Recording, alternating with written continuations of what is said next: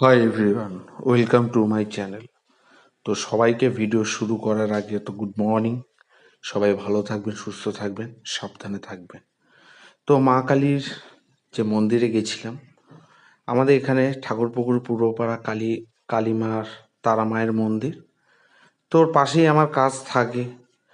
তো কোনোদিন আমি আজ 4-5 বছর ধরে, 5 বছরের বেশি হয়, আমি ওখানে কোনোদিন মন্দিরে উঠে গিয়ে সময় কাটানোর পর্যন্ত সময় পাইনি। তো সেদিনকে ছিল রবিবার। তো রবিবার দিন আমরা গেছিলাম সে কালী মায়ের মন্দিরে, তারা মায়ের মন্দিরে। তো গিয়ে অদ্ভুত একটা ফিলিংস, গিয়ে ওখানে কিছুক্ষণ বসেছিলাম। ওখানে কত মানুষ এসেছিল, তারা ছিল, মানে একটা আলাদা অনুভূতি।